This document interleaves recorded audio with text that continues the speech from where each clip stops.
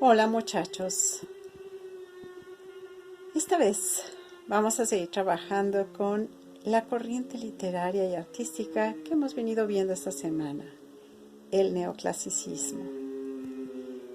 Vamos a recordar que el neoclasicismo es un movimiento que se da en el siglo XVIII, principios del XIX. No obstante, podemos encontrar sus orígenes un poco antes con Molière. Vamos a estar viendo que el arte para el neoclasicismo ha de ser una síntesis totalitaria entre lo bello y lo útil. Norma y orden son los parámetros básicos para la creación literaria. Es decir, se apela a una corrección estricta de los textos, de las obras.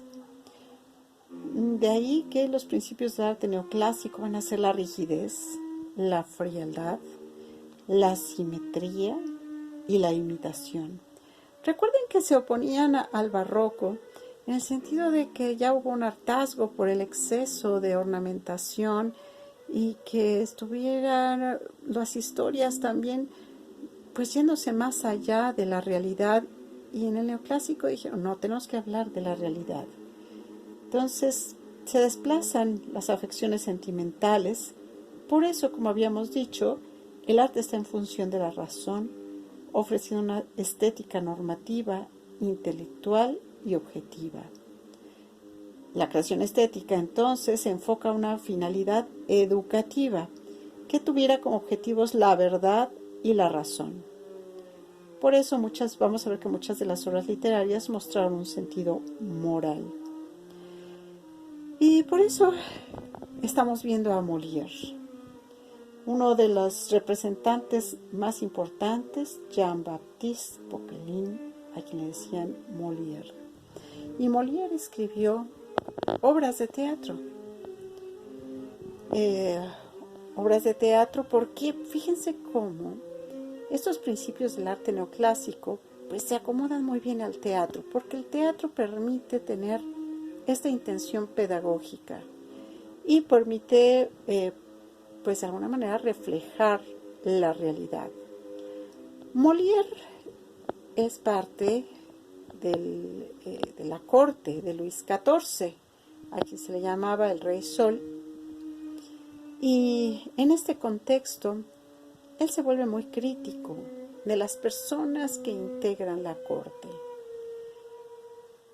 Siempre como el rey Luis XIV tenía una fascinación por las artes, él mismo era bailarín. Entonces los artistas eran muy consentidos y Molière era uno de ellos. Y todas las obras, en general, el rey las tomaba de muy buen grado y le gustaba mucho reírse con las comedias de Molière. No obstante, la historia que estamos leyendo, Tartufo, se encuentra con la censura. Y eso no se lo esperaba nunca Molière. Entonces, voy a leerles la primera solicitud presentada al rey sobre la comedia del Tartufo, donde van ustedes a escuchar cómo Molière se muestra muy extrañado.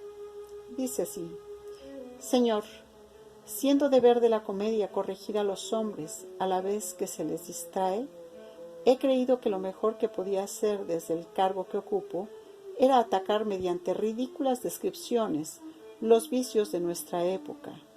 Y como la hipocresía constituye indudablemente uno de los más habituales, molestos y peligrosos, se me ocurrió que prestaría un gran servicio a las personas honradas de vuestro reino, escribiendo una comedia que pusiera en solfa a los hipócritas y que mostrase, como es debido, todos los gestos estudiados de esas gentes, a bien a ultranza, toda la bellaquería descubierta de esos falsos devotos que tratan de embaucar a los demás con un fervor fingido y una caridad falsa. He escrito, Señor, esta comedia con todo el cuidado y la cautela que la delicadeza del tema exigía, y para salvaguardar mejor la consideración y el respeto debidos a los auténticos devotos. Me he esforzado todo cuanto he podido en distinguir de ellos el carácter del personaje que había de retratar.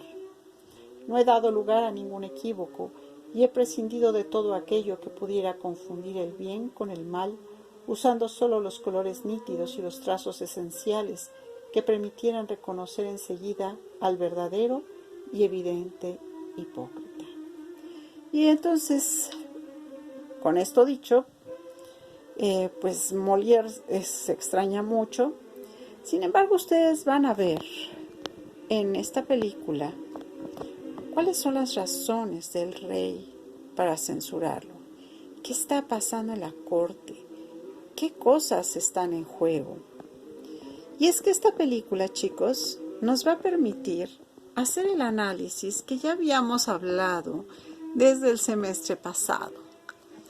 Es decir, de cada obra, de cada autor, vamos a ver el momento histórico al que pertenece, la edad que tiene el autor cuando lo escribió, el entorno social y económico al que pertenece, el lugar de origen y en donde se desarrolla nuestro autor, también el lenguaje que utiliza, la cultura a la que pertenece, qué educación recibe, también el conjunto de creencias y valores, su ideología, importante, acuérdense, su historia personal y familiar, sus gustos y hábitos, su personalidad.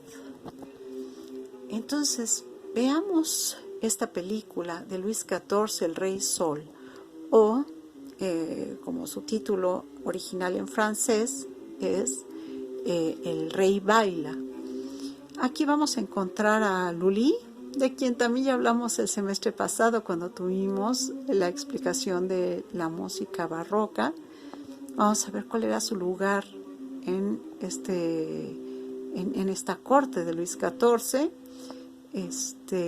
y para entender todo el contexto que en el que Molière está creando en general sus obras y cómo a través de sus obras retrata los vicios de la sociedad de su tiempo. Entonces, con esta película vas a encontrarle más sentido a la lectura muy divertida de El Tartufo de Molière. Entonces, la actividad va a ser ver la película y hacer anotaciones sobre los elementos que le dan sentido a la obra y al trabajo de Molière. Te voy a pedir que los comentes en equipo y que en equipo, por favor, subas a más tardar el martes 2 de febrero en la publicación donde está este video en nuestro grupo de Facebook, compartas el análisis que tú y tu equipo hicieron.